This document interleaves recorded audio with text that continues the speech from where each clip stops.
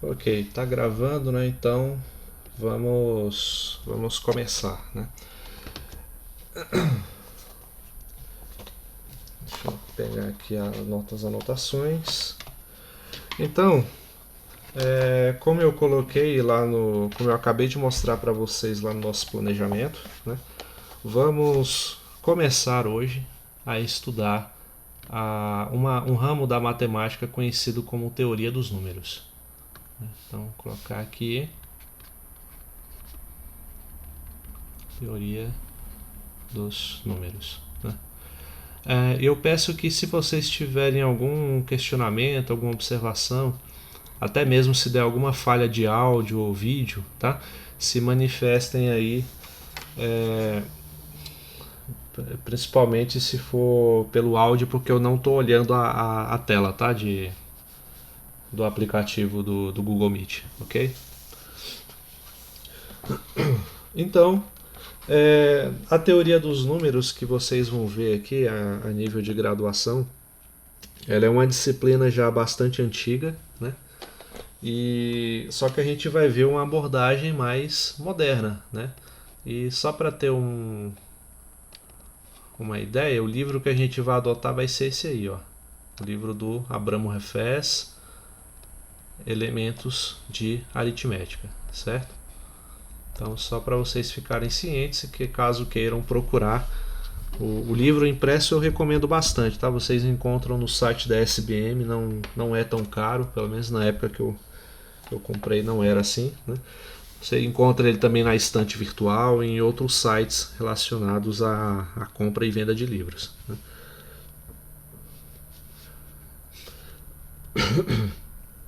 Então, o nosso objetivo nesse curso vai ser a de estudar a propriedade de um conjunto que foi, digamos assim, o primeiro com que o ser humano teve contato, que é o chamado conjunto dos números naturais, né?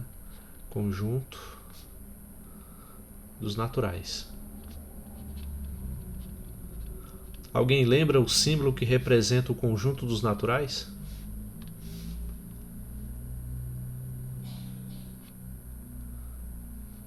Alguém? Um N? Um N? Sim, é um N. Né?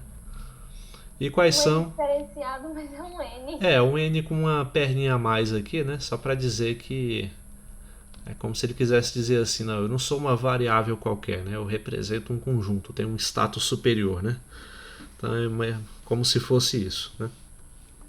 Então esse conjunto dos números naturais ele é assim chamado porque é, foi o nosso primeiro contato, né, com essa entidade abstrata chamada números, né? E estavam diretamente relacionados à nossa experiência cotidiana, né? Como lá na antiguidade você pensa, né, se o cara for contar ali o número de peixes, o número de bois lá do seu cercado, algo do tipo, os números naturais eles satisfaziam muito bem essas necessidades mais imediatas, né, no trato com operações, principalmente quando você tinha que somar elementos, né? Claro que apesar de ser simples para nós hoje em dia, foi um conceito que levou bastante tempo para evoluir e chegar ao que e a originar tudo que nós temos hoje em relação a conjuntos numéricos e a matemática como um todo, né? Então, como se trata dos números naturais, o que a gente vai ver aqui é basicamente nosso curso inteiro são operações de adição e de multiplicação, né? Todo o resto vem com base nisso, tá? E com ênfase especial, é claro, com as questões relacionadas à divisibilidade, né? Que é algo cujas propriedades dos números naturais se mostram realmente bem interessantes, tá? Então, vale mencionar o seguinte, né, que o material desse livro, e portanto o que a gente vai tratar nesse curso, né, ele é destinado à formação básica dos alunos de graduação em matemática. Tá? Ou seja, não é não significa que tudo que você vai ver aqui nesse curso você vai utilizar enquanto professor lá no ensino fundamental ou médio. Porém, é uma espécie de erudição matemática mínima que um formando na área deve ter, certo? Então, até para você ter mais embasamento na hora de ensinar conceitos mais elementares ainda aos seus alunos, lá no ensino básico, ok? Então, a área que estuda o conjunto dos números naturais, propriamente dita, é chamada de aritmética, né? Por isso que o nome do livro seria Elementos de Aritmética. Não significa que a teoria dos números se restrinja à aritmética, né? Eu vou falar um pouco mais disso lá no final, mas algumas ideias evoluíram e essa teoria dos números se estenderam até os números reais, né? Então você tem a chamada teoria analítica dos números, que não é algo que dê para vocês verem na graduação, tá? Mas quem for seguir aí na área, vocês com certeza vão se defrontar com algumas ideias a respeito disso que eu estou falando, né? Então, essa obra, toda essa área chamada de teoria dos números, ela se iniciou com um livro de Euclides chamado Os Elementos, né? Acho que vocês já devem ter ouvido falar, não é? Então, esse livro, quem fez a história da matemática comigo deve lembrar que eu falei um pouco a respeito, né? Era dividido em 13 livros ao todos, né? E foram todos eles escritos por Euclides, lá em mais ou menos no ano 300 antes do nascimento de Cristo, né? Ou como eu prefiro falar, antes da Era Comum, né? Porém, o que Euclides fez, na verdade, foi basicamente sistematizar tudo o que se sabia a respeito da matemática como um todo até aquele momento histórico em que ele viveu, né? Daí a importância dos livros Elementos, porque não sei se algum de vocês já teve a curiosidade de pegar esse livro mesmo para ler, né? É um tédio, né? Porque era uma abordagem... os antigos gregos enxergavam a aritmética de uma forma bem geométrica, então utilizavam uma notação bastante cansativa, né, para a gente hoje em dia conseguir acompanhar, né? Mas essa ideia de sistematizar o conhecimento surgiu com ele, né? Daí a sua importância, né? Então, porém, não só Euclides teve notoriedade, né, nessa nossa área aqui, que a gente vai falar inclusive de alguns resultados em relação aos números primos que foi o próprio Euclides quem deduziu, né? Mas a gente vai falar também de alguns resultados feitos como nomes como Pierre de Fermat, Leonhard Euler, né? E lá no segundo curso de teoria dos números vocês vão ouvir falar com mais frequência, né, do Euler, né? Tem contribuições maiores, né? E ao Gauss, né, que a gente também ouviu falar lá em História da Matemática, certo? Então, depois desse breve, mas bem breve mesmo, compêndio histórico, vamos começar aqui falando dos números naturais, né? Números naturais.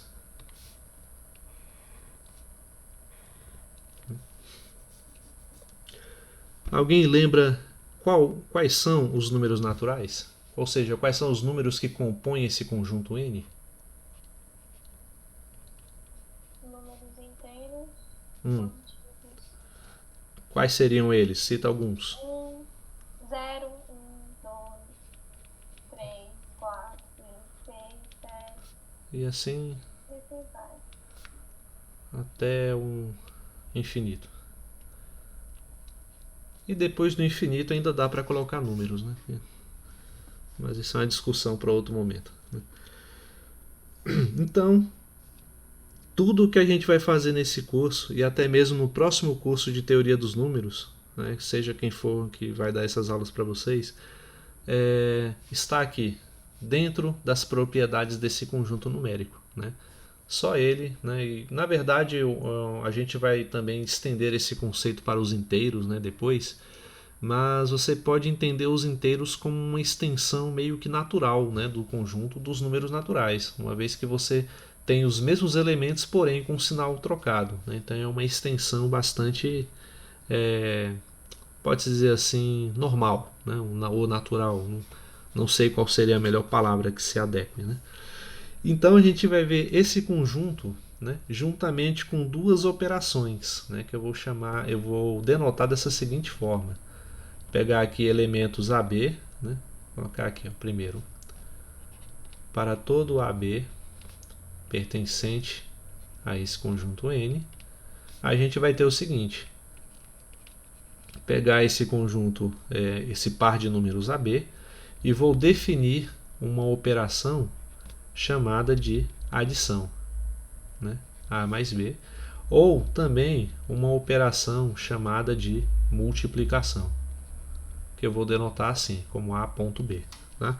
Então até aí, nenhuma novidade para vocês, porque vocês já lidaram com isso toda a sua vida acadêmica. Porém, o próprio fato de vocês devem até estar achando estranho, né? Pô, como assim? Na graduação em matemática eu vou começar a ver adição e multiplicação de números naturais, né? Mas eu vi isso toda a minha vida.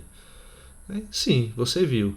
Só que eu acredito que muitas coisas que vocês acham que são assim óbvias, né, em termos de propriedades, não são tão óbvias assim. E é isso que a gente vai aprender a perceber e a construir, né? Então, a principal ideia desse capítulo é simplesmente aprender a pensar a teoria dos números, né? São elementos de demonstração e de raciocínio que a gente vai utilizar o curso inteiro, certo? Então, só para enfatizar, esse aqui é a adição e esse aqui a multiplicação, ou produto, quem preferir.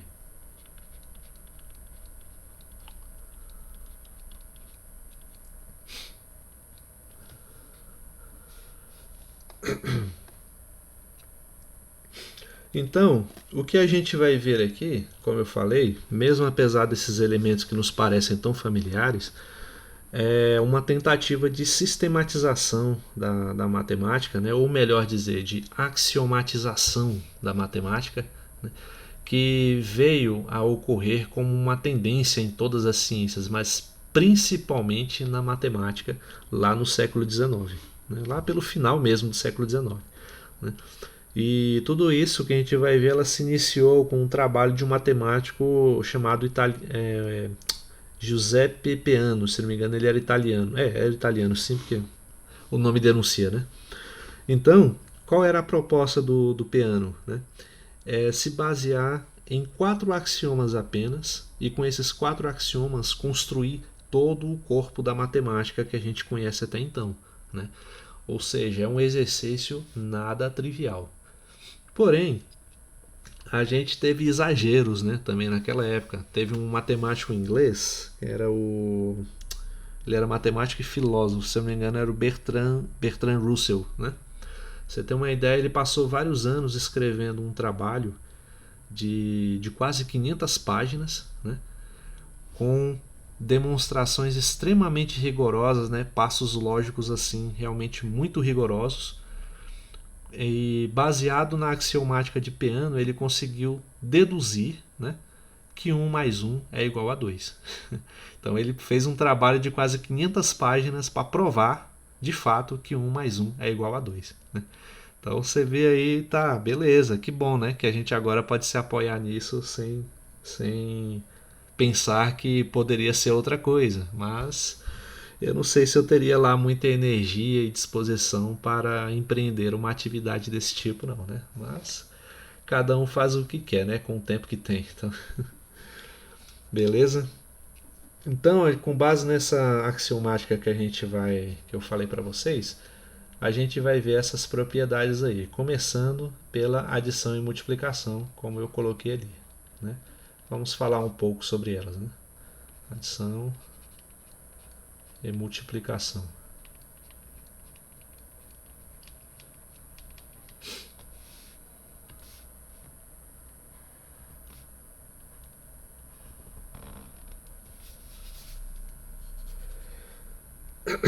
Então, primeiro, a gente vai aqui estabelecer 5 axiomas, né? Ou seja, 5 pontos de partida. Não são necessariamente os que o Giuseppe Peano utilizou, né? Como eu disse, se não me engano, ele utilizou apenas 4, né?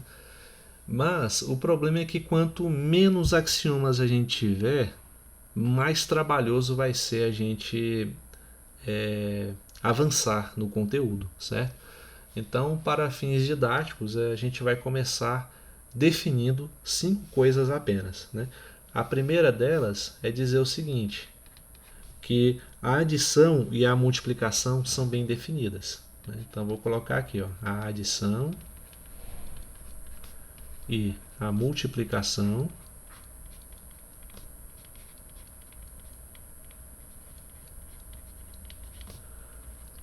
são bem definidas.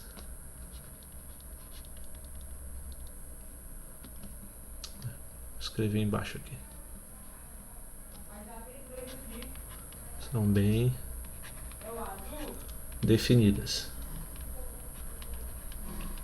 Aí o nosso problema talvez seja exatamente o seguinte: o que significa esse bem definidas, né? Isso é um termo que a gente vai utilizar com frequência no decorrer do curso, mas antes de tentar estabelecer uma definição disso, né, do que significa esse termo, vamos tentar olhar algumas propriedades, certo? Então, primeiro a gente vai adotar a existência de 4 números aqui, ó, A', B e B', né? Todos eles pertencentes a esse conjunto dos naturais, né? E vamos assumir ainda que o A e o A' são iguais, né? E o B e o B' também são iguais, certo? Se isso acontecer, então eu posso admitir que A mais B é igual a A' mais B'. E da mesma forma, A vezes B é igual a A' vezes B'. Certo? Como eu disse, parece trivial? Parece trivial, só que a gente está adotando isso como ponto de partida, né? Existe uma outra abordagem em que a gente teria que deduzir que isso é verdade, tá? Então, para que nós possamos continuar utilizando aquelas operações que nós passamos a vida inteira acreditando que eram triviais, a gente precisa definir exatamente os objetos com os quais nós estamos trabalhando. Então, o segundo axioma, né, ele diz o seguinte, vou escrever ele aqui, que a adição e a multiplicação são comutativas, né? Então, para não perder tanto tempo escrevendo, vou copiar aqui de novo. Isso aqui.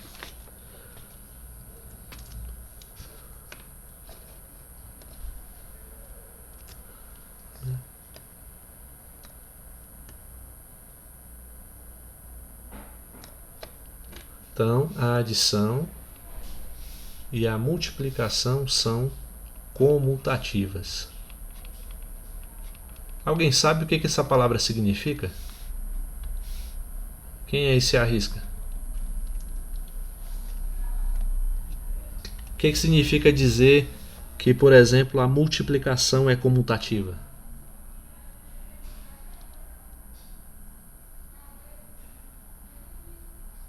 Que não importa a ordem dos termos, o resultado é o mesmo. Basicamente é aquela frase, né, que talvez muitos de vocês ouviram em toda a vida acadêmica, né? A ordem dos produtos, né? Não importa a ordem dos produtos, né? Então, quando se trata de números naturais, de fato, a ordem dos produtos não tem a menor importância, certo? E o mesmo vale para a soma, né? Então, vamos considerar aqui apenas os números A e B, né? Também naturais, né? E com isso vamos definir que A mais B é igual a B mais A, né? E da mesma forma, A vezes B é igual a B vezes A, né? Por que é importante definir isso? Porque existem conjuntos de elementos em que isso simplesmente não acontece, né? E não acontece e está tudo bem. Dá para a gente definir uma entidade que vocês vão ver mais na frente chamada de grupo, ou até mesmo de anéis e corpos, né? Em que essas propriedades não são válidas e você consegue formar todo um conjunto, né, com operações muito bem definidas, né, e trabalhar com eles, né, para diversas aplicações, né. Um exemplo disso são as matrizes, né. Se eu tivesse aqui que A e B são matrizes, eu não posso dizer que A vezes B é igual a B vezes A sempre, né. É um exemplo de entidade composta até por números naturais, né, onde a comutatividade não vale, né. Ela só vale para a soma, mas não no produto, no caso das matrizes, certo? Então, assim, não encarem isso como algo trivial, porque está longe de ser trivial, né? O terceiro axioma é que a adição e a multiplicação também são associativas.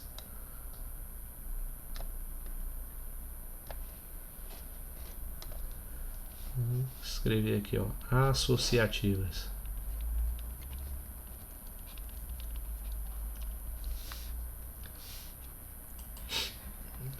Ixi. Vamos ver se sai reto agora. Aí, né? O que isso quer dizer?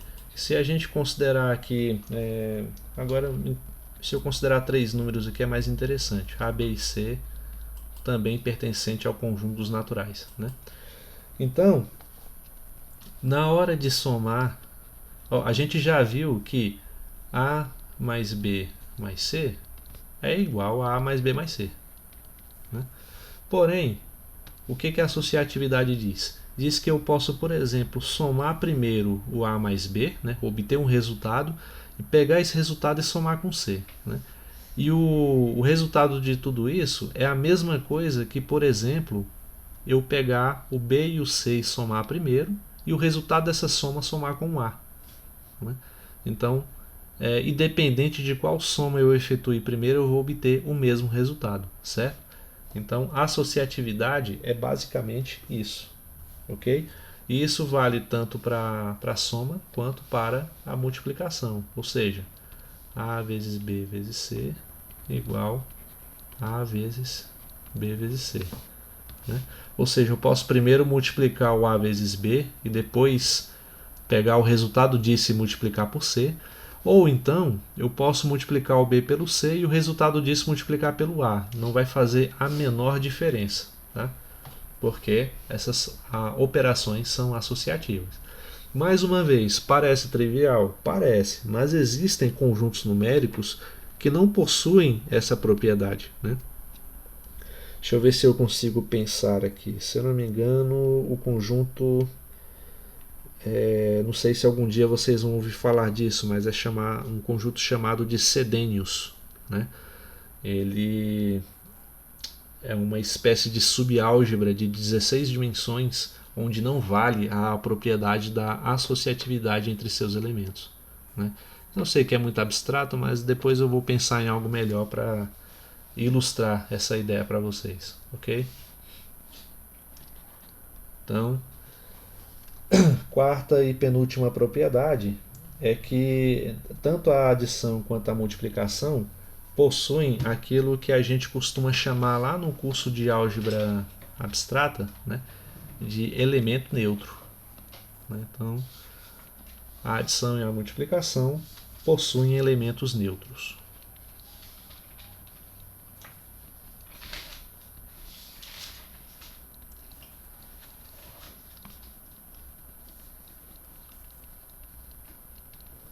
Certo?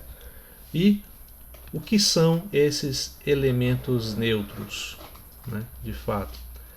Quando você fala em neutralidade, o que vem à sua mente? Pelo menos na minha, vem algo assim que não interfere, né, naquilo que está acontecendo, né?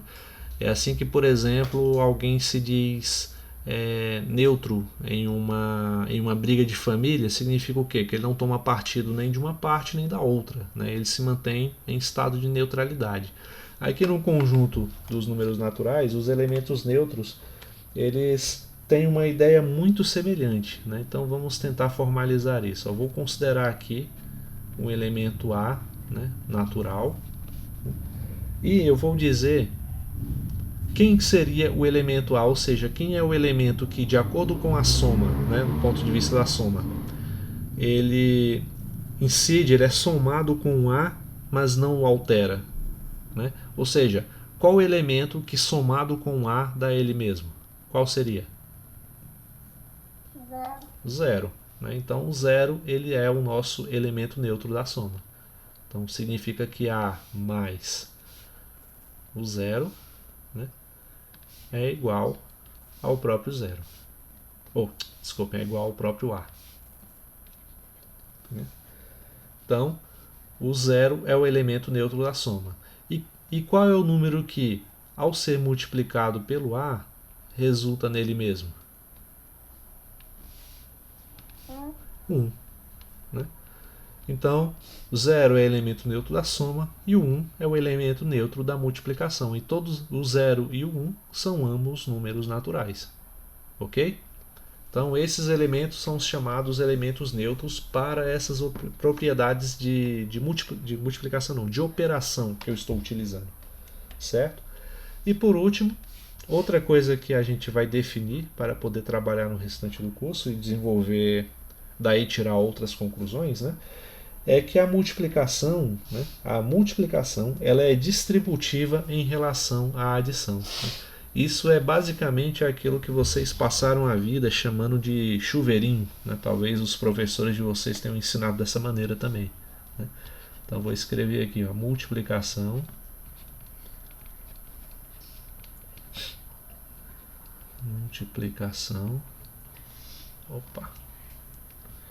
É distributiva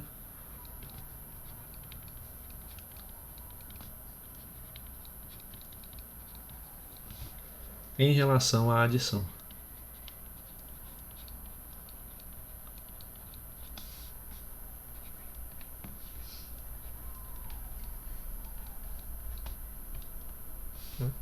Então, a chave aqui é justamente a palavra distributiva. Né? Então, o que isso quer dizer? Se a gente considerar aqui novamente 3 elementos desse nosso conjunto, sejam eles quaisquer um, A, B e C, né, naturais, significa que ao eu pegar o elemento A e multiplicar pela soma, né, B mais C, isso é o equivalente ao pegar o elemento A e multiplicar por B e somar o resultado disso com o produto do elemento A com C. Né? É por isso que chamaram isso para vocês de chuveirinho. Né? Não tem chuveirinho nem nada mesmo, é só uma propriedade, né, da multiplicação e da adição no conjunto dos números naturais. Certo? Até aí alguma dúvida, gente? Não, mas Não, tudo ok. Mas é meio estranho, né? Verem esses elementos antes tão familiares com esses nomes e denominações assim diferentes, mas normal. Vai piorar, né? No decorrer do curso. Então, não se preocupem. Outra coisa que vamos estabelecer é que muitas vezes, quando se trabalha na teoria dos números, é interessante considerar o conjunto dos números naturais sem a presença do zero. Né?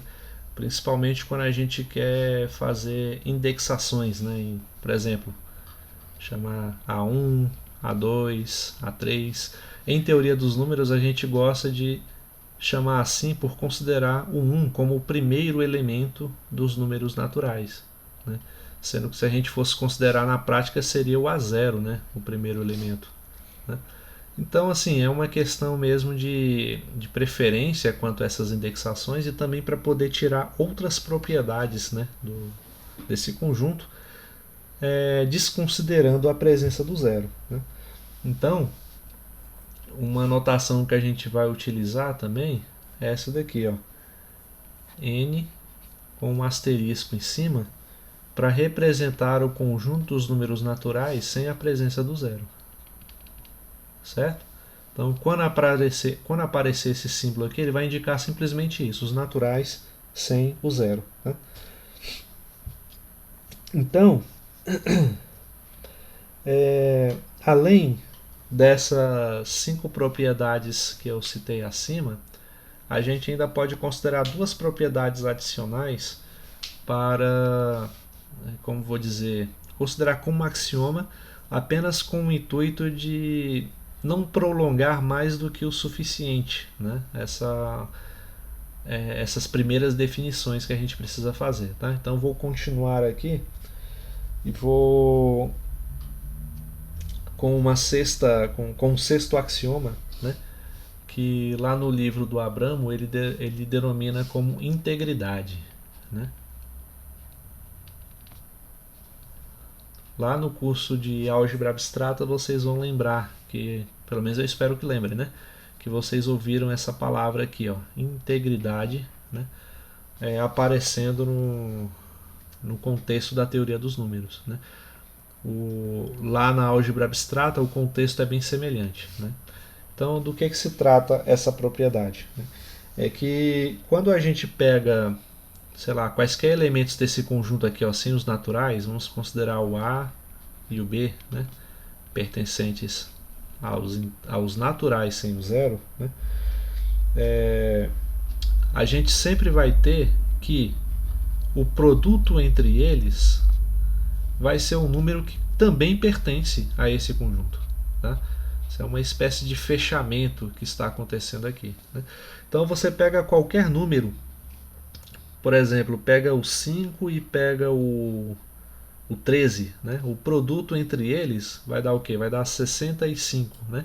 E 65 vai continuar a ser um elemento desse conjunto, tá? Então o produto de quaisquer dois elementos ou até mais, né, dentro desse conjunto dos naturais sem o zero vai ser ainda um elemento dentro desse conjunto, ok? Então, se isso é verdade, a gente ainda pode fazer a seguinte formulação, né? Que se eu considerar aqui não mais esse A e B dentro dos naturais são zero, mas vou considerá-los aqui dentro dos naturais como um todo, né? Ou seja, o zero pode estar incluído aqui, né? Então, se eu tenho A vezes B igual a zero, quais são os resultados possíveis, né? Das duas, uma. Ou A é igual a zero, ou o B é igual a zero. Ou às vezes até mesmo os dois, né? Não faz diferença. Então, integridade significa isso, que quando o produto de dois elementos dos naturais é igual a zero, significa que no mínimo um dos dois tem que ser esse elemento zero, né?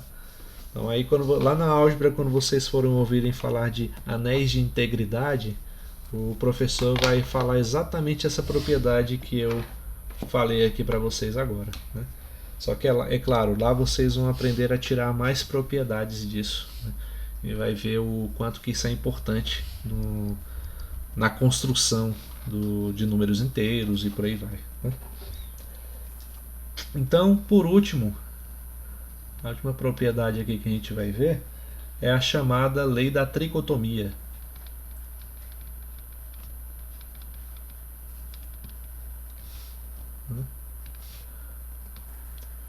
Tricotomia, né?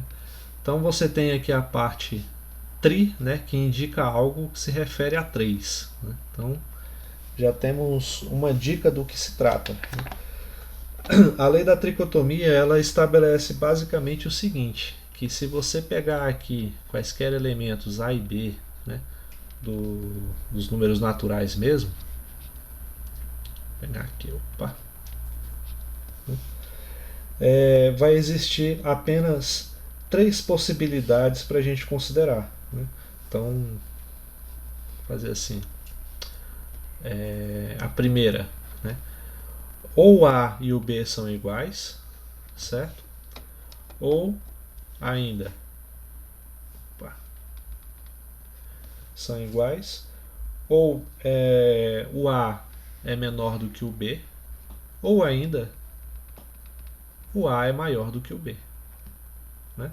Então, basicamente, você pega dois números, ou eles são iguais, ou o primeiro é menor do que o segundo, ou o primeiro é maior do que o segundo. Não tem outra alternativa a ser explorada além dessas, né?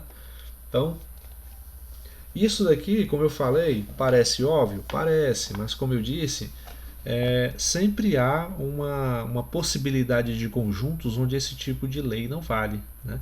Então, um exemplo que eu posso citar aí para vocês é. Deixa eu ver. Deixa eu ver se eu me lembro.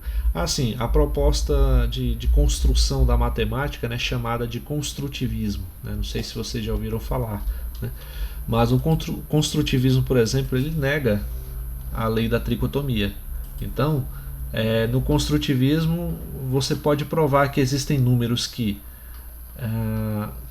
Por exemplo, no construtivismo existe, por exemplo, o π e o π estrela, né? O π asterisco, se vocês preferirem. Né?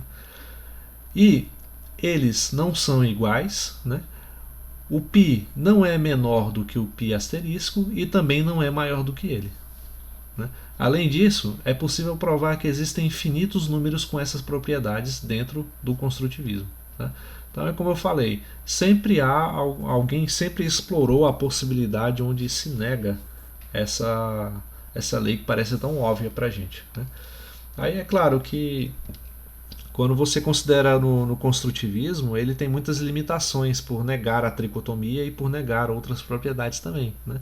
Mas ficou aí como um exemplo, né, de matemática possível, né? Embora nem um pouco útil, pelo menos ao meu ver. Certo? E disso daqui ainda tem uma pequena implicação que a gente pode fazer. Bom, por exemplo, dessa propriedade 2 e 3 aqui. Né? Citar assim. O que significa dizer que o A é menor do que o B? Né? Significa que, se isso é verdade, eu posso dizer que o B é igual ao número A somado com mais algum outro número para poder complementar. Certo? É como se eu dissesse assim, ó, pegar um exemplo bem prático. 2 é menor do que 5, correto? Então, isso significa que eu posso construir o 5 como o próprio número 2, mais algum outro número natural que vai fazer a igualdade ser verdadeira. Né? E esse número natural seria o 3. Né? Seria um exemplo assim bem ilustrativo mesmo. Né? E da mesma maneira, dizer que o A é maior do que o B é a mesma coisa que falar que o A é igual ao B mais um número D qualquer. Né? Mais uma vez, você pode dizer que, sei lá, o 5 é maior do que 2, né? Como só inverter a ordem aqui, certo? Significa então que o 5 pode ser construído como 2 mais 3. Né? Aqui eu vou até usar a mesma letra, né, para ficar melhor ilustrado. Certo? Alguma dúvida até aí, gente?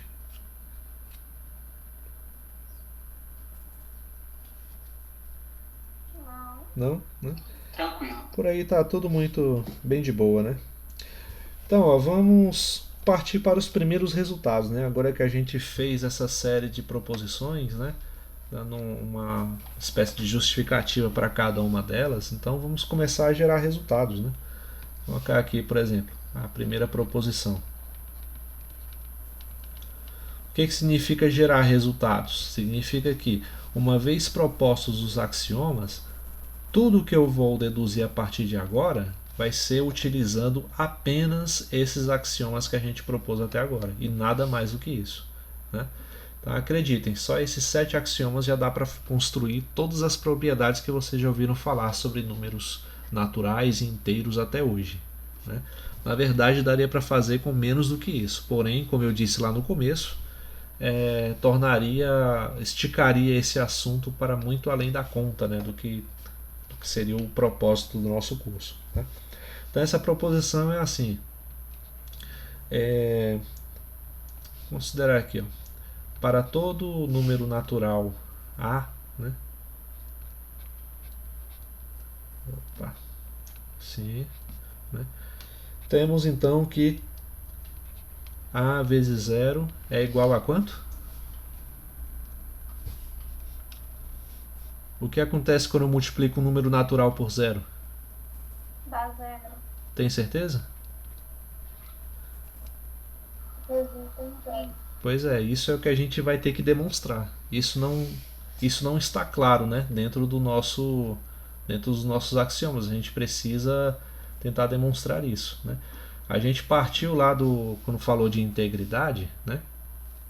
É algo mais próximo disso, né? Que A vezes B é igual a zero apenas se A é igual a zero ou B é igual a zero, né? Mas vamos ver o que dá para fazer aqui. Então, como que a gente demonstra que qualquer número natural multiplicado por zero dá zero, né?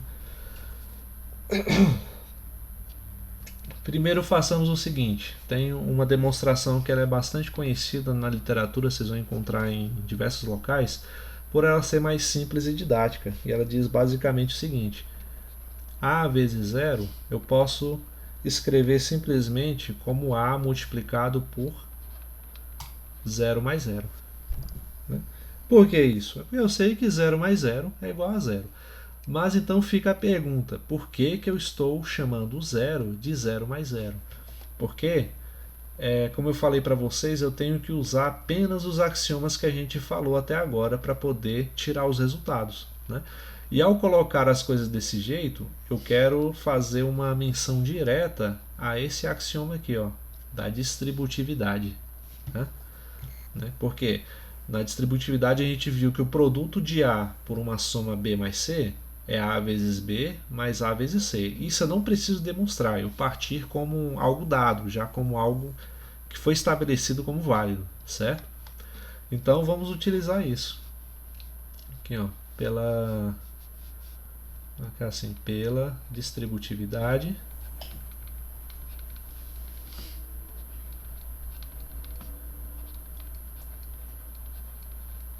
Temos o seguinte, que A vezes zero é igual a vezes zero mais A vezes zero, certo? Só utilizei até agora o axioma da distributividade. Né? E agora, o que a gente pode fazer? Alguma dica? Dentro desses axiomas que a gente viu até agora.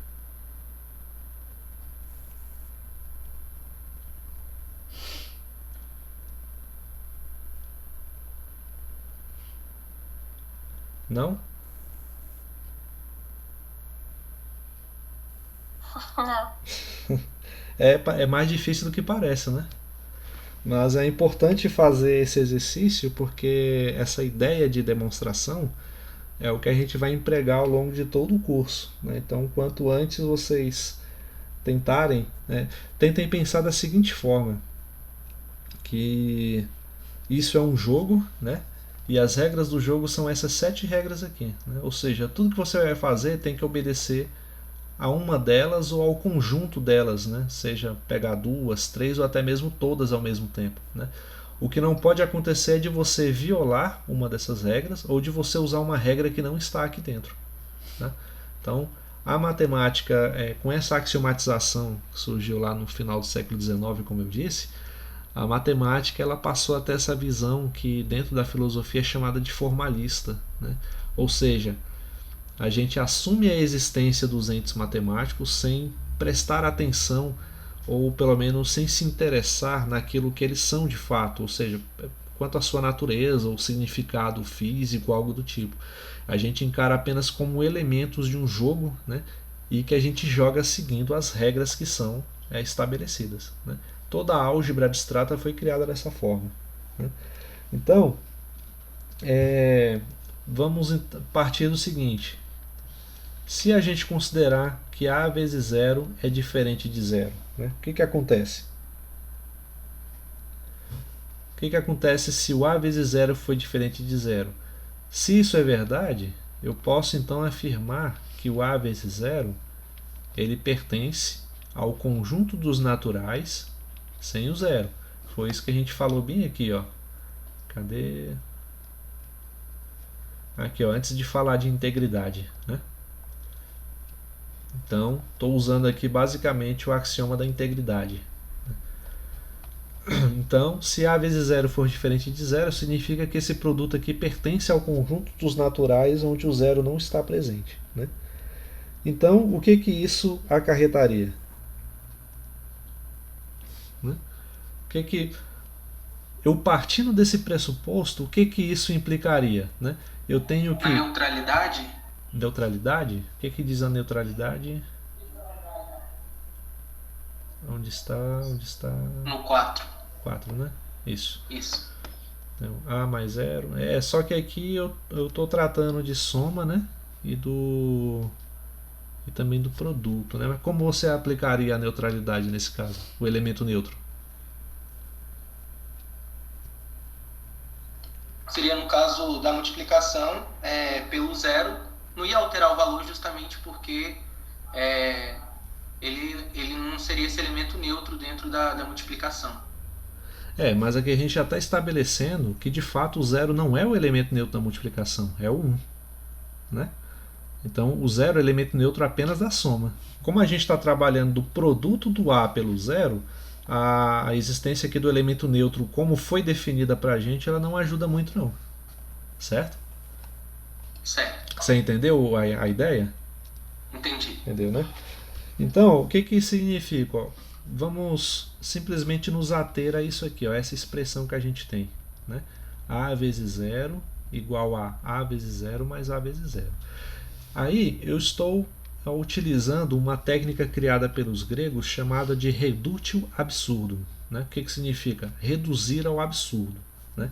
Vamos partir do pressuposto de que o A vezes 0 é diferente de 0. Né? E vamos ver as implicações lógicas que isso tem para a gente. Né? Aí, ao assumir isso, né, a gente vai chegar a um resultado absurdo. E por que esse resultado deu absurdo? Porque o nosso pressuposto inicial estava errado. Tá? Então, é assim que funciona. A gente vai utilizar muito isso no decorrer do curso. Né? Não se preocupem, vocês terão bastante tempo para assimilar essa técnica, certo? Mas aqui o que eu estou utilizando é basicamente isso, o reductio absurdum. Né? Então, o que significa o que decorre de eu admitir que o A vezes 0 é diferente de 0? Né? Então, a primeira coisa que eu tenho é que o A vezes 0 ele seria um elemento diferente de 0. Ele seria um número natural, né, pertencente a esse conjunto aqui. Tá? Então, ao assumir isso, o que aconteceria com a igualdade acima? Né? O que a gente pode assumir? Significa então que o lado direito seria maior do que o lado esquerdo, concordam comigo? Se eu assumir que esse elemento é diferente de 0? Ou não?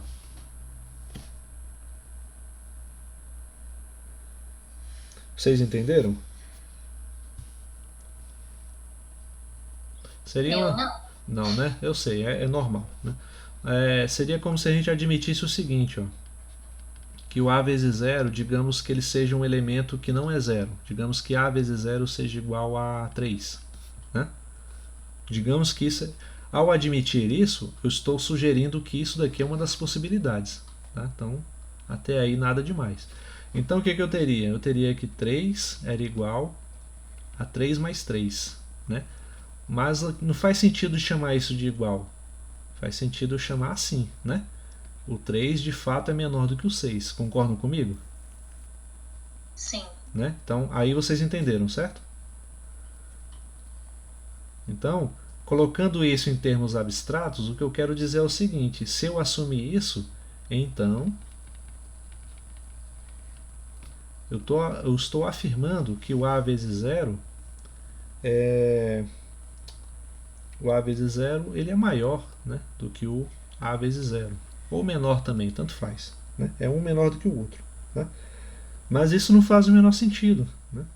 Porque um número ele não pode ser maior do que ele mesmo. Né? Então, isso aqui é o que a gente chama de absurdo.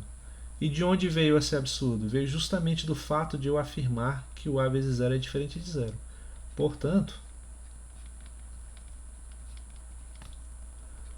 a única conclusão razoável seria afirmar que o A vezes 0 é igual a 0, que é justamente o que queríamos demonstrar. Certo? Isso é um exemplo de demonstração que a gente vai fazer daqui para frente. Né? Todos entenderam ou tem alguma dúvida, gente? Podem falar. É normal surgirem dúvidas nesse estágio inicial, porque vocês estão sendo submetidos a uma nova maneira de se pensar a matemática, né?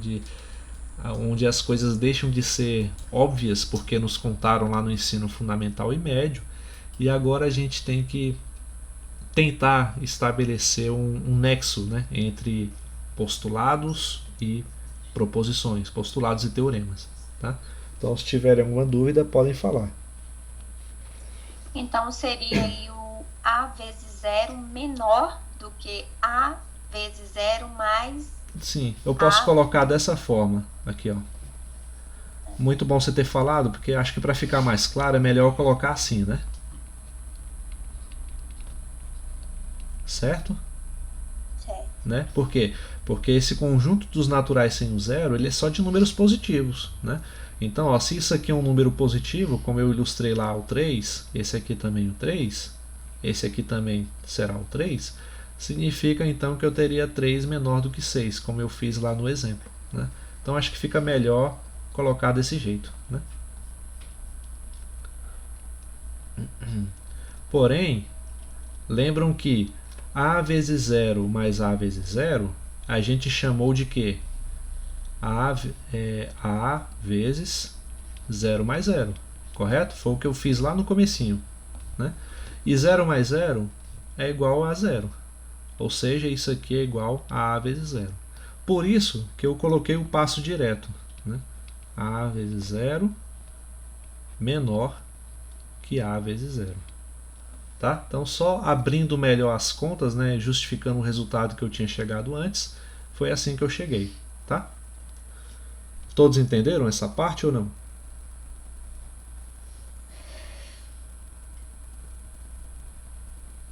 Entenderam?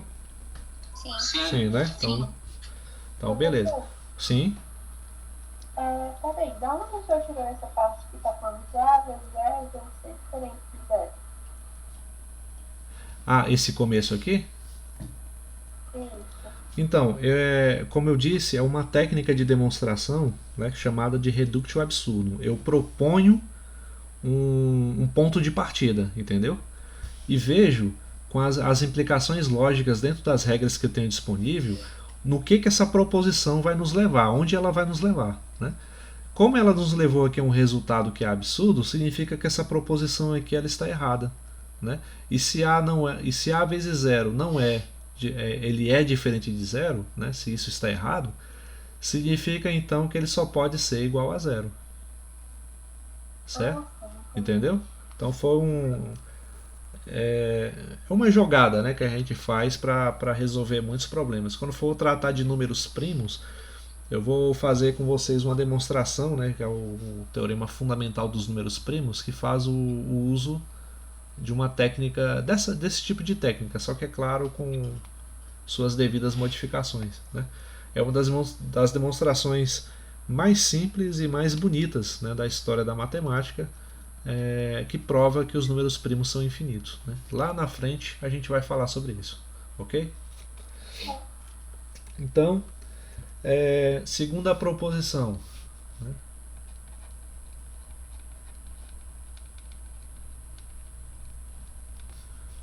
Opa.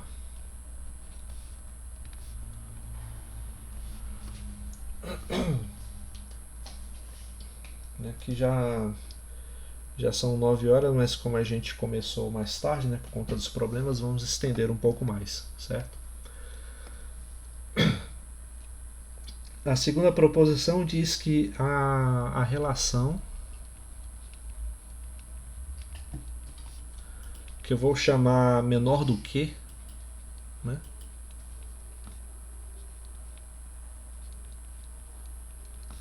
ela é transitiva.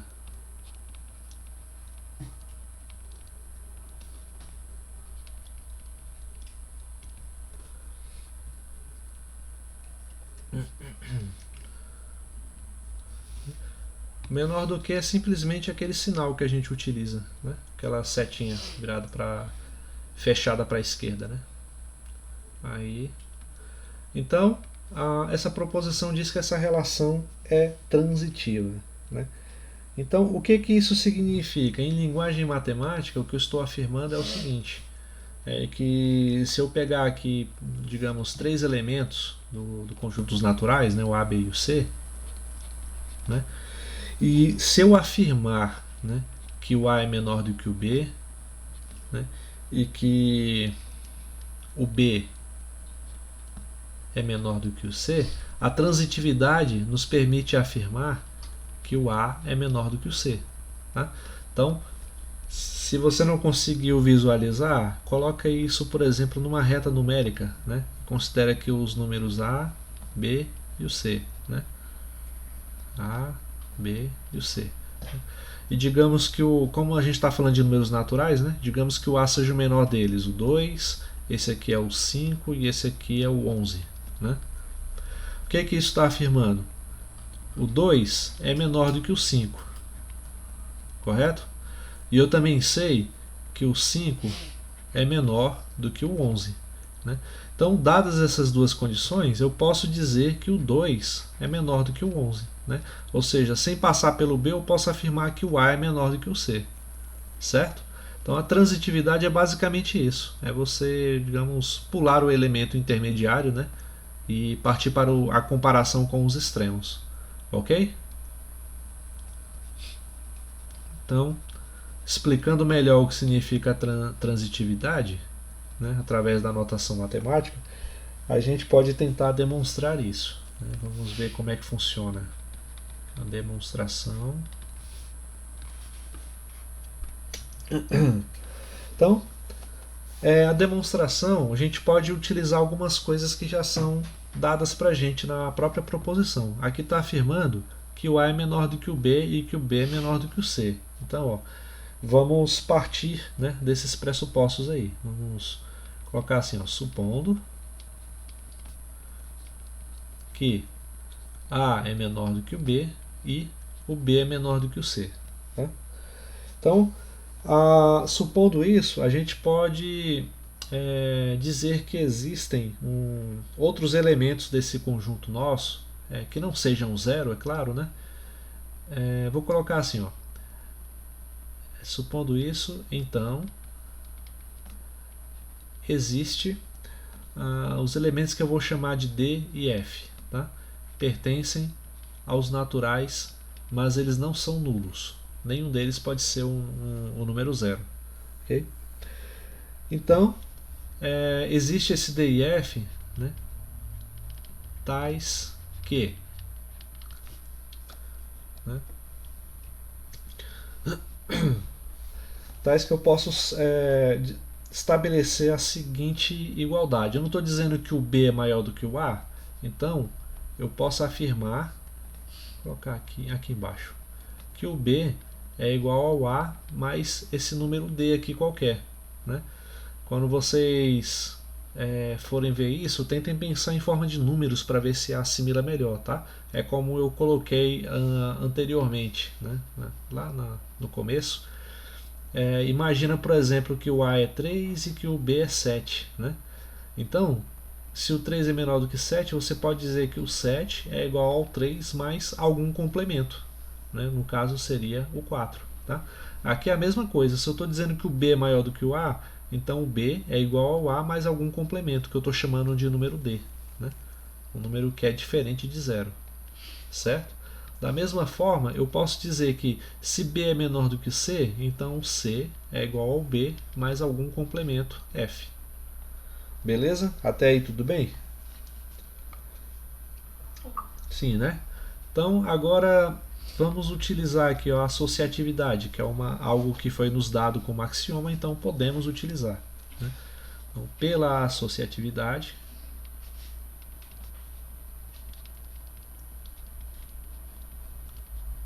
né, a gente pode dizer, no caso, a associatividade da adição, né, ou da soma, tanto faz. Né? A gente pode dizer o seguinte, vamos pegar aqui, ó, do C. C é igual a B mais F, correto? Mas quem é o B? O B é A mais D. Né? Então vamos reescrever essa soma aqui, ó, como A mais D, né, somado com o F. Né? Aí o que eu quis dizer com a associatividade? Lembra que a associatividade da soma nos garante o seguinte, ó, né? Eu posso somar o A mais B e depois o C, né? Ou eu posso somar o B e o C primeiro e depois somar com o A. Né? Então eu posso fazer essa brincadeira. Isso foi nos dado como axioma, então a gente pode utilizar. né? É isso que a gente vai fazer aqui, ó. Isso aqui é a mesma coisa que eu pegar o A e somar o D e o F primeiro. Certo? E agora, o que isso implica para nós? Ó, a gente pode usar aqui a transitividade, né? Eu posso afirmar então, para ficar mais claro, que o C é igual a A mais D mais F. Né? O que significa? Ó, esse D mais F, para ficar mais claro para vocês, talvez, né? Isso aqui é um número que pertence aos naturais sem o zero. Né? Então, vamos assumir que D mais F... D mais F igual a N, por exemplo, né? Já que é um número natural, né? Que não é nulo. É um número natural onde o zero não está presente. Ou seja, eu estou dizendo que o C é igual a mais N. Né? Em outras palavras, eu estou dizendo que o C é maior do que o A. Por quê? Porque o A precisa ser complementado com algum outro número para se igualar a C. Né? Portanto, C é maior do que A, ou ainda o A é menor do que o C, que era o que a gente queria provar anteriormente. Ó. Vale a regra da transitividade. Eu cheguei aqui que o A é menor do que o C. Né? Era isso que a gente queria demonstrar. Certo? Portanto, eis o fim da demonstração. Vocês entenderam? Substituir o D mais F por N? Porque só para poder simplificar a notação. Porque o que eu quero dizer é que o resultado dessa soma de D mais F é algum elemento do conjunto dos números naturais que não é zero. Né? Por isso que eu coloquei, ele pertence a N asterisco. Né?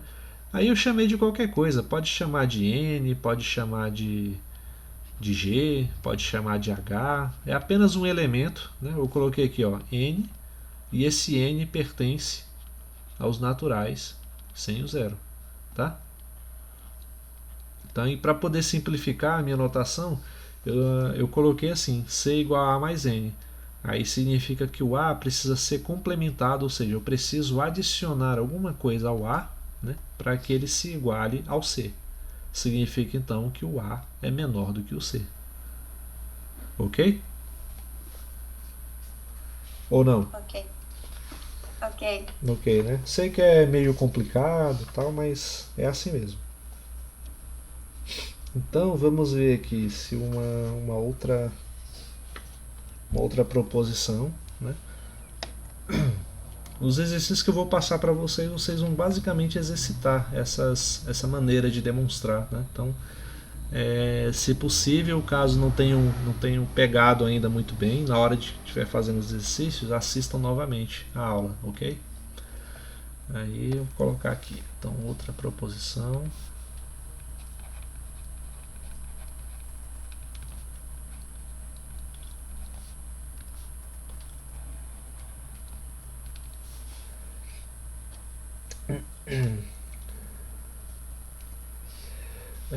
Essa outra proposição diz o seguinte, que a adição ou a soma, se preferirem chamar, ela é compatível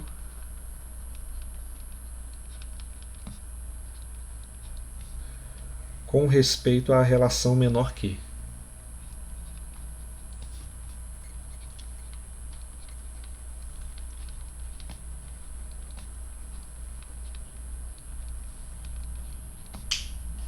Vou colocar aqui menor que.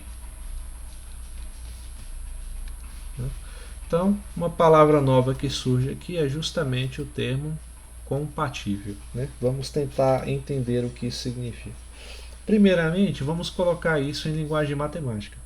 O que isso está querendo dizer é que se eu pegar aqui três elementos, né, A, B e C, do nosso mesmo conjunto dos naturais, né, e se eu assumir que o A é menor do que o B, né, menor do que o B, Então, se eu somar o C dos dois lados, né, o A mais C vai ser menor que o B mais C.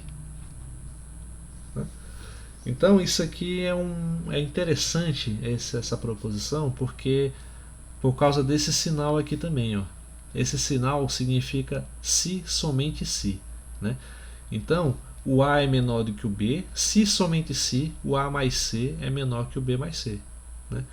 Esse se somente se significa que a volta também é verdadeira, né? Ou seja, o A mais C é menor que B mais C apenas se o A for menor do que o B, né? É claro, considerando aqui que os meus elementos são todos números naturais, então não tem nenhum elemento negativo nessa conta até então, né? Certo?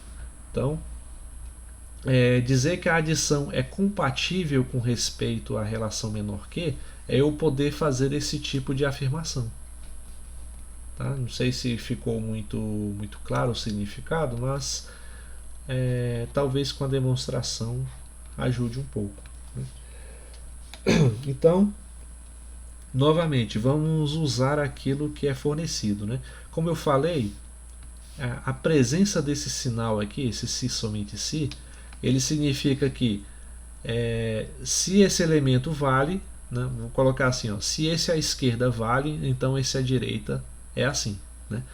E também significa que se esse elemento à direita vale, esse elemento aqui à esquerda também tem que ser desse jeito, né? Então, isso nos dá uma demonstração que funciona em duas vias, né? Geralmente na bibliografia vocês vão encontrar assim, ó, a ida, que a gente vai demonstrar primeiro, e depois tem que fazer a volta, tá? Então vamos ver se vocês entendem primeiro a ida, né? A ida significa eu partir de A menor que B e chegar em A mais C menor que B mais C, né? Então, suponha que A é menor que B, né? Essa é a primeira parte da nossa demonstração, né?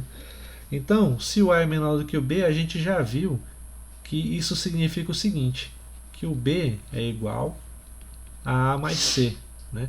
Onde o C pertence aos naturais, mas ele não pode ser nulo, né? Significa então que já que o B é maior do que o A precisa ser complementado, né, com mais algum número para poder se igualar a B. É só isso que essa equação indica, certo?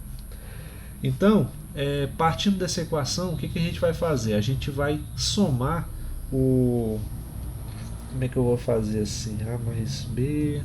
Não, já que eu estou usando o C aqui, tá? Eu vou usar outra letra para não confundir. Vou colocar o D, né? Mesma coisa, tá? Aí dessa equação aqui, ó, B igual a A mais D, eu vou simplesmente somar o C dos dois lados da equação, tá? É isso que a gente vai fazer. Por quê? Porque de alguma maneira eu tenho que chegar em B mais C maior que alguma coisa, né? Então eu tenho que buscar relacionar o que eu estou fazendo com aquilo que eu pretendo chegar, né? Então eu sei que parece meio estranho essa forma de pensar, mas com o tempo e com a prática vocês vão pegando o jeito nesse tipo de atividade, okay? Então a gente soma o C de ambos os lados, né, dessa última igualdade que a gente obteve, né? E acontece que pela comutatividade, né, da soma, eu vou ter o seguinte, vou até escrever isso aqui, ó, pela comutatividade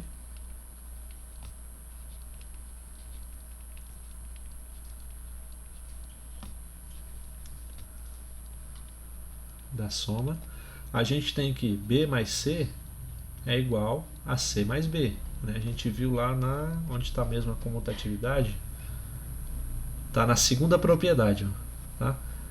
Então, por enquanto, então, a gente ainda continua dentro das regras do jogo, certo? Não podemos sair dessas regras, não, né? Então, pela comutatividade, vale, né, da soma, né, vale isso, certo? E o B, cadê?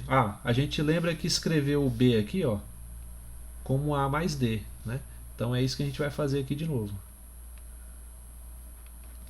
C somado com A mais D. Né?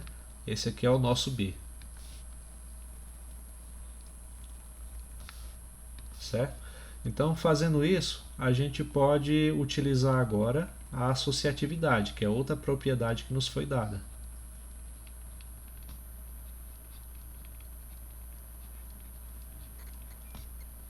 A associatividade da soma. Essa é a terceira propriedade, né? Então, pela associatividade, o que a gente pode afirmar? Vamos reescrever tudo isso aqui. B mais C igual a C mais B, que é igual a C mais A mais D. Né? E é aqui que a gente vai aplicar a associatividade. Vamos simplesmente, em vez de somar o A com o D primeiro, eu vou somar o C com o A. Né? E o resultado eu vou somar com D. Tá? Então é aqui que se aplica a associatividade. E agora? Né? Então, ó, vamos resumir essas linhas aqui de equação. Então eu tenho que B mais C, né, é igual a C mais A mais D. Né? O que isso nos diz?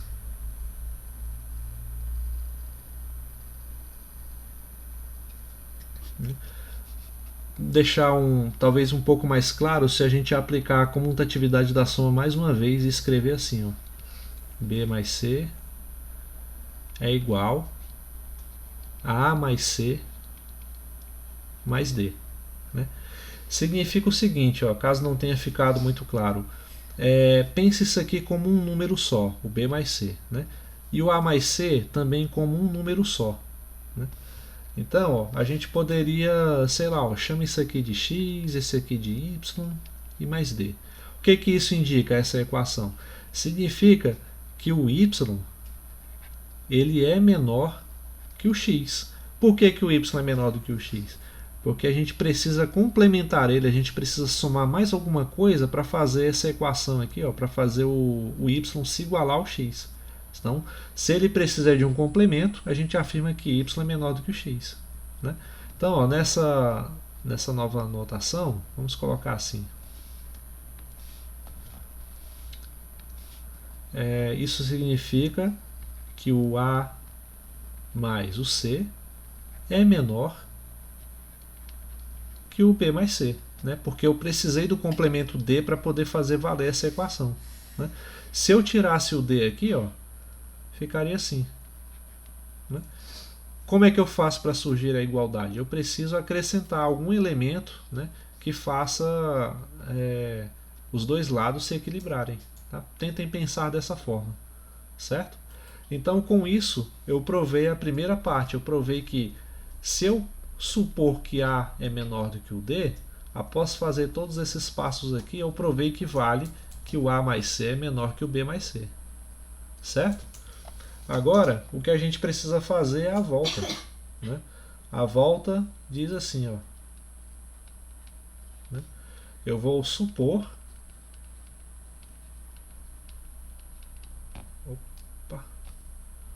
Eu vou supor que A mais C é menor que B mais C. Né? Então, daqui ó, a volta eu já pressuponho esse resultado, né? Que isso é verdadeiro. E com base nisso eu tenho que provar que o A é menor do que o D. Tá? Sempre que você vê em uma proposição, em um teorema, esse sinal de se somente se, significa que a demonstração que você vai ter que fazer tem duas partes. Tá? É o que eu chamei de ida e volta. Beleza? Então é só uma dica aí para as possíveis atividades, inclusive fora, né, da teoria dos números que vocês vão encontrar ainda. Né? Então eu vou supor isso como verdadeiro. Né? E agora? Essa parte aqui é até mais fácil, porque daqui, ó, se A mais C é menor que B mais C, a gente pode usar a lei da tricotomia para poder chegar no outro resultado. Assim, ó, pela tricotomia, temos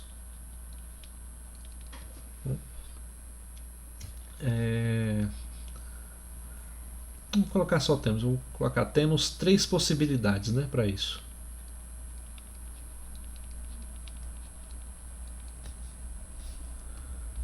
possibilidades. A primeira possibilidade, como a gente já viu, é que o A e o B são iguais, né? Então, se o A e o B forem iguais, né, o que isso implica? Implica que o A mais C é igual ao B mais C, né? Então, acontece então que admitir que o A e o B são iguais, eu não chego nessa desigualdade, né? Então, essa primeira possibilidade está descartada, né? Qual é a segunda possibilidade? Qual é a segunda possibilidade, gente?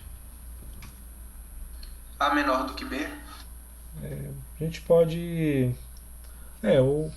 pode ser o A menor do que o B, ou o B menor do que o A, né? Vou colocar assim, o B menor do que o A primeiro, né? Mas, de fato, a outra possibilidade que resta é a que você falou, né? Que o A seja menor do que o B, né? Mas vamos explorar essa aqui primeiro. Se eu admitir que o B é menor do que o A, o que acontece?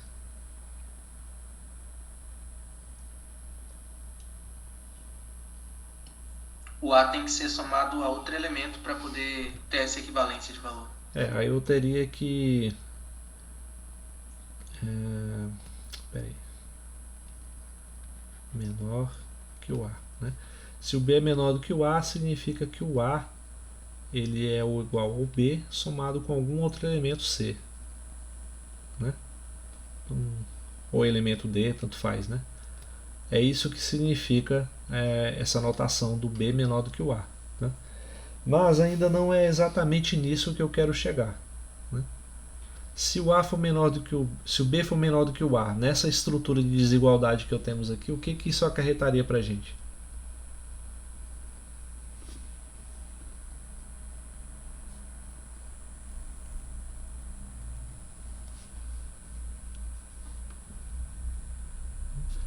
Pensem bem, a gente tem A mais C é menor que B mais C, né? Esse elemento C aqui, ele é uma constante nos dois lados da desigualdade, certo?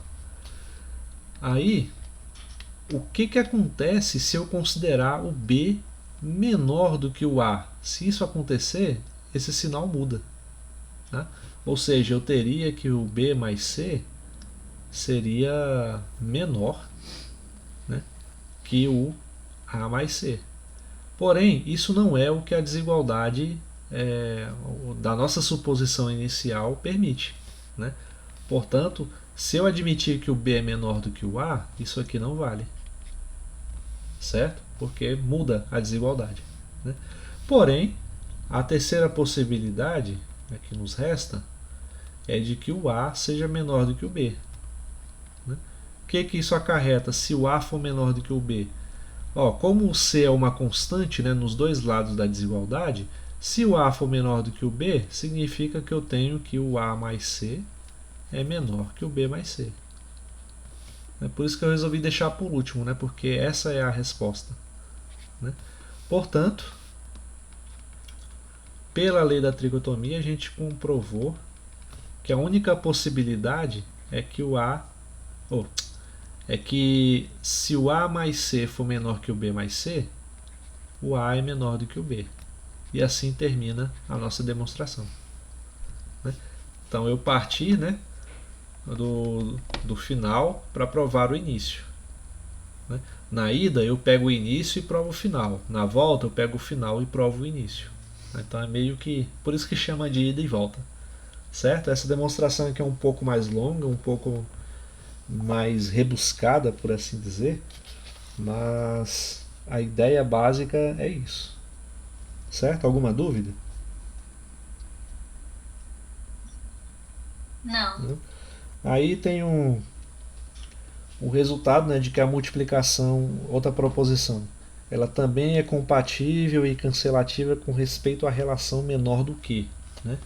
Essa daí eu acho que eu vou colocar como atividade, né, para vocês resolverem, porque é basicamente o mesmo passo a passo, tá? Então, vou deixar para vocês resolverem. E também tem em relação à igualdade, né?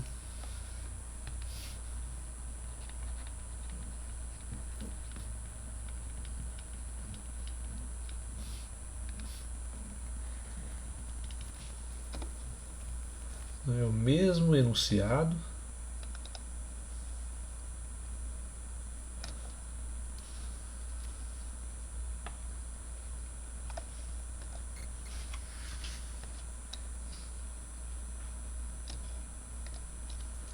Com relação à igualdade.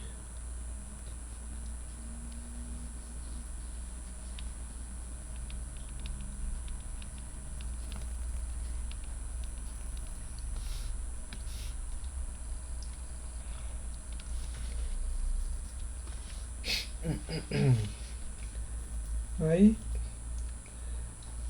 o que isso significa, né? Em termos matemáticos, se a gente for transformar isso em notação matemática, a gente simplesmente diz que existem elementos A, B e C pertencentes aos naturais, né? Onde, se eu admitir que o A é igual a B, não, A é igual a B, se somente se A mais C é igual a B mais C, né? Outra é que você também consegue provar utilizando a tricotomia, né? Então, demonstração também, exercício. Aí a dica: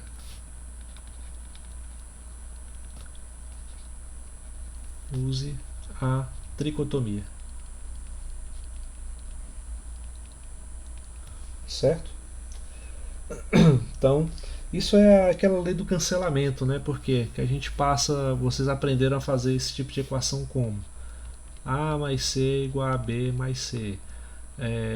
Pega o C, né, que está desse lado somando, vai para o outro lado subtraindo. Aí você tem B mais C menos C. C menos C dá zero, então A igual a B, né? Então, funciona, mas assim, não é exatamente desse jeito que as coisas estão acontecendo, né? Não é a maneira mais geral de você se referir a esse tipo de operação, né? Então, eu proponho que vocês tentem provar esse resultado utilizando a tricotomia, ok? E outro resultado, deixa eu ver outro aqui mais significativo.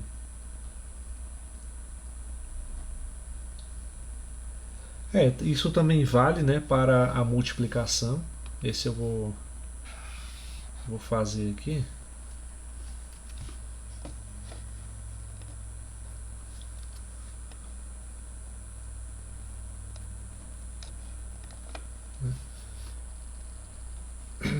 Então esse é a multiplicação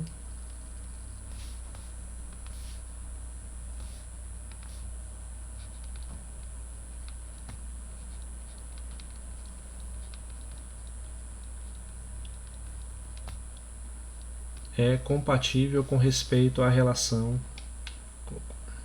de igualdade, né? Coloquei aqui a igualdade. Então aqui está errado também.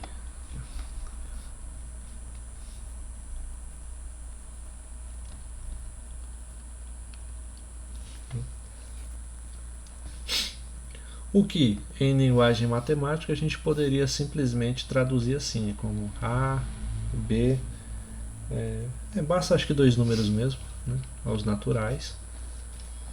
E vamos considerar aí um terceiro número, um C, pertencente aos naturais sem o zero, né?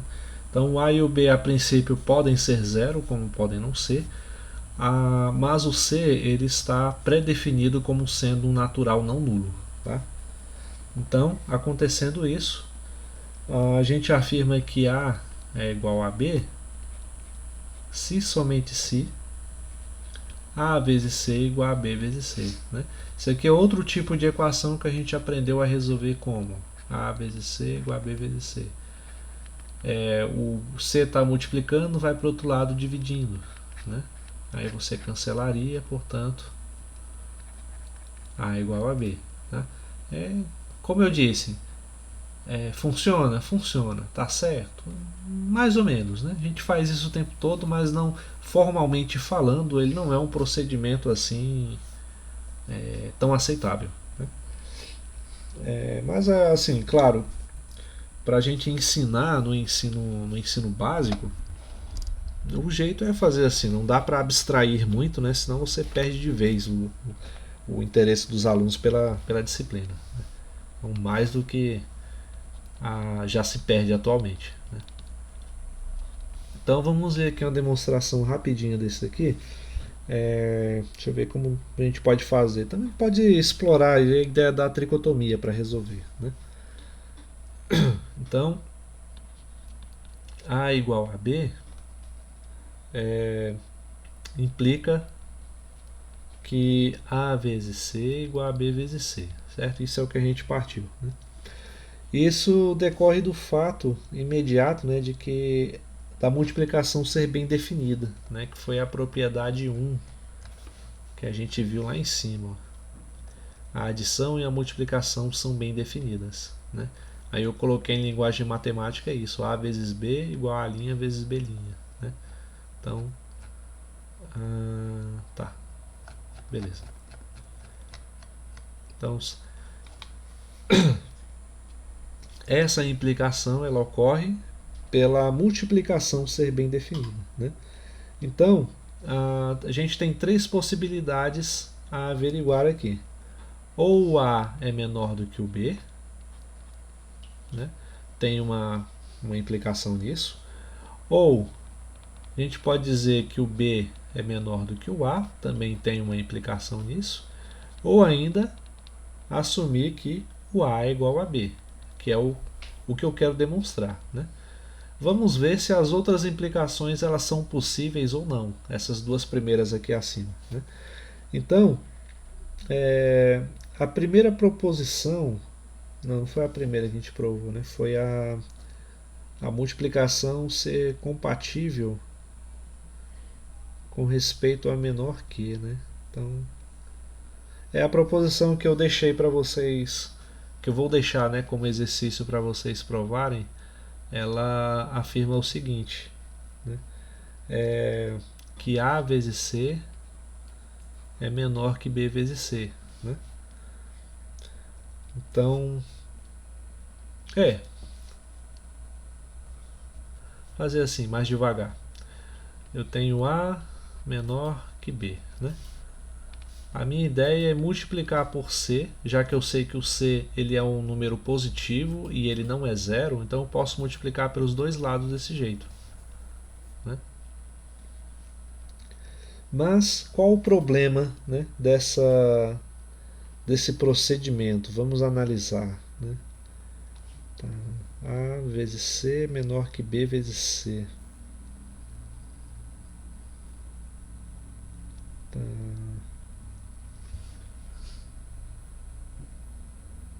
O problema ele está justamente aqui. Né? A gente está falando de igualdade, né? E que se eu afirmar,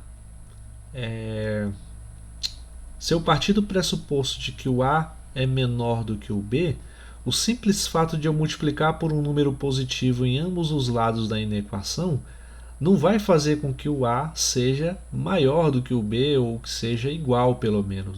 Isso não vai acontecer. Né? Então esse primeiro procedimento aqui ele não funciona. Então, admitir que o A pode ser menor do que o B está fora de questão, certo? E que o B é menor do que o A é um argumento semelhante. Né? Eu vou ter B multiplicado por C maior que maior que A multiplicado por C. E em nenhum momento, independente do valor de C que a gente adotar, vamos chegar à igualdade de o A ser igual a B. Né? Então, essa segunda possibilidade também não funciona. Então, logo, por exclusão, só resta a última, né? Que é a resposta válida.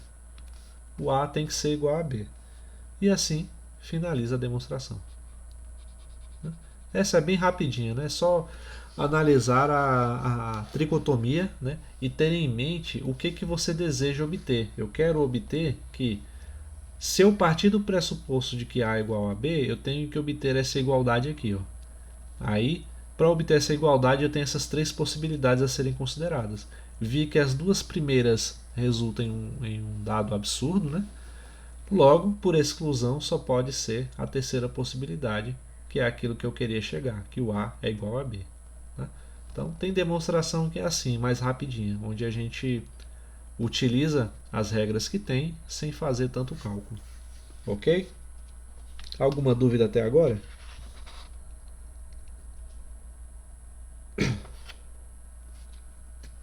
Não?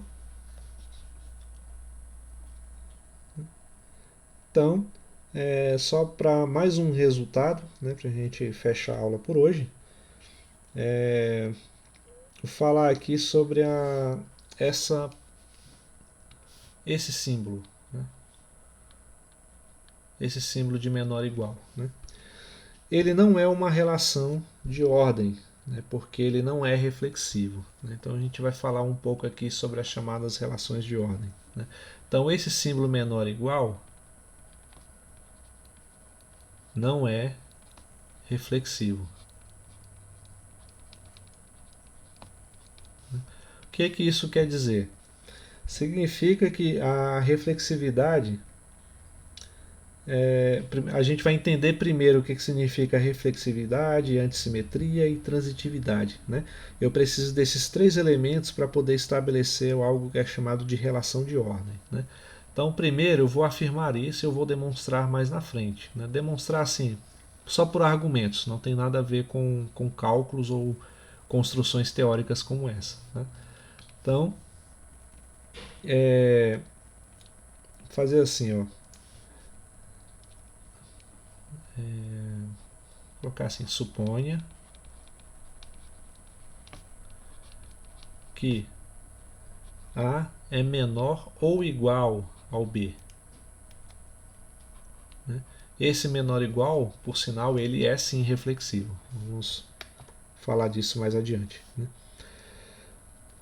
Ele é maior ou igual a B se somente se... Vou tirar esse suponha daqui, tá? A é menor ou igual a B se somente se existe um número C pertencente aos naturais, né? Tal que o B é igual a A mais C.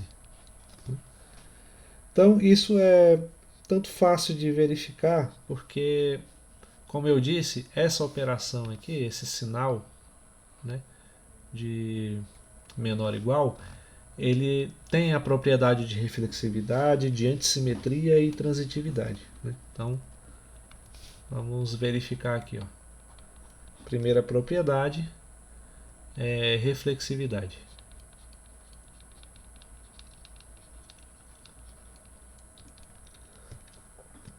Reflexividade significa o seguinte, que para todo elemento A, né, eu tenho necessariamente que o A é menor ou igual a ele mesmo. Né? Então, é claro que um número ele não pode ser menor do que ele mesmo ou maior do que ele mesmo, mas a partir do momento que eu coloco o sinal de igual aqui, surge a possibilidade, né, de eu dizer que se 2 é menor ou igual a 2 é uma afirmação matematicamente válida. Né? O que não é válido é o poder afirmar que 2 é menor do que ele mesmo ou que 2 é maior do que ele mesmo. Tá? Então só esse sinal de igual que dá para poder estabelecer, né, essa relação válida. Então reflexividade significa isso. Né? E antissimetria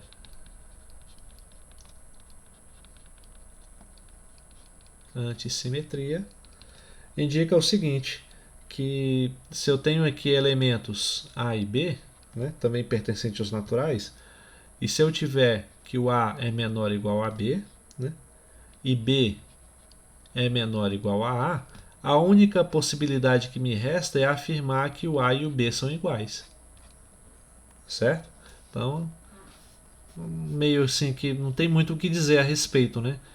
A menor do que B, B menor ou igual A menor ou igual a B e B menor ou igual a A significa que a única possibilidade, o único ponto de encontro ali entre eles é que o A é igual a B. Né? Lá no ensino médio talvez vocês tenham visto isso em gráficos assim. Ó. Né?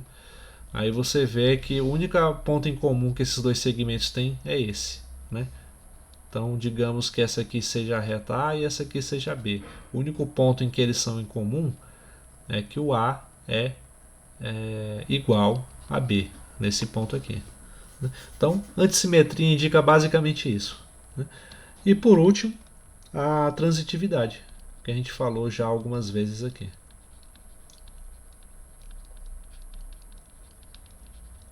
Transitividade. Transitividade significa o seguinte, partindo do mesmo pressuposto, da existência de A, B e C naturais, eu tenho que A menor igual a B, e se eu admitir que B é menor ou igual a C, então A é menor ou igual a C. Então, se eu tiver no meu conjunto essa relação, esse símbolo de menor ou igual, ele vai me dar uma relação de ordem no conjunto dos números naturais. Aí, como eu disse, esse sinal de menor apenas ou de maior, por não sofrer, não ter a reflexividade como uma de suas propriedades verificáveis, ele não serve para estabelecer uma relação de ordem nos naturais. Afinal de contas, o que eu quero dizer? É que eu não posso dizer que o A é menor do que ele mesmo, usando esse sinal aqui.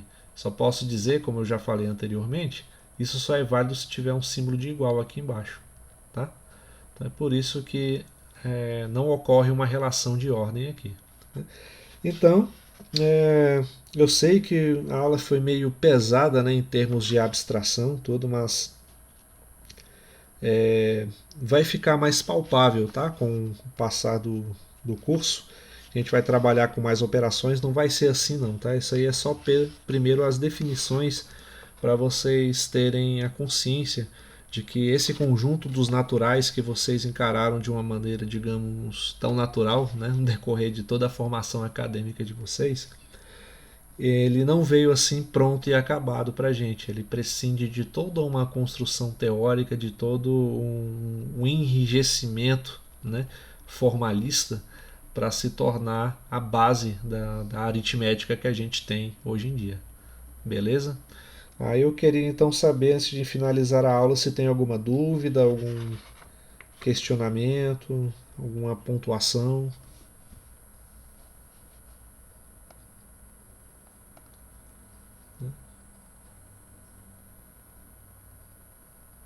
Não, estudar daqui para frente. Então você já pegou o ritmo, Porque você viu, o negócio agora a gente tem que demonstrar as coisas, Teoria dos números é basicamente isso. Então, na época da graduação, era a minha segunda matéria favorita, Teoria dos números. Eu adorava essa disciplina.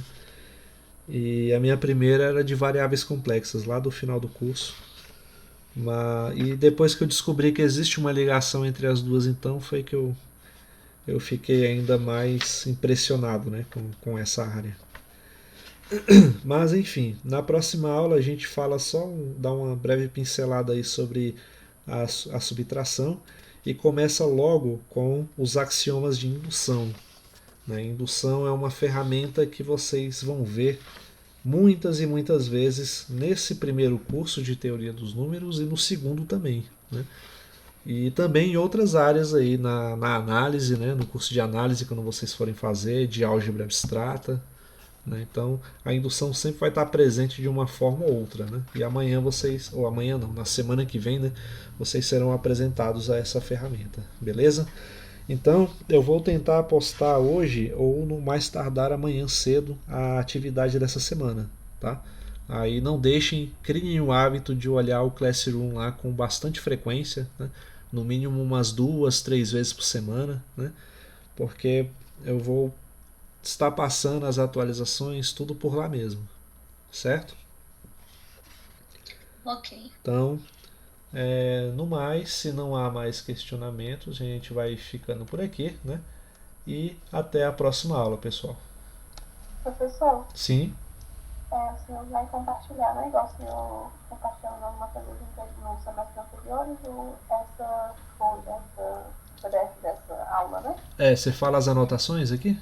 Sim, eu compartilho lá no grupo e também vou ficar deixando lá no Classroom, Porque grupo de WhatsApp é aquela coisa, se você formata seu celular, alguma coisa, você perde tudo que estava lá antigamente, né? Então, para não ficar ter que vindo me pedir essas aulas e é capaz que eu não tenha depois, eu vou postar tudo lá como eu fazia no semestre passado, tudo no Classroom, certo? Tanto os links, né, de cada aula quanto as anotações propriamente ditas. Tá bom, professor, muito obrigada. Então, por nada. Então, é isso, né? Então, boa noite a todos e até a próxima aula. Boa noite, professor. Boa Boa noite. noite. Tchau.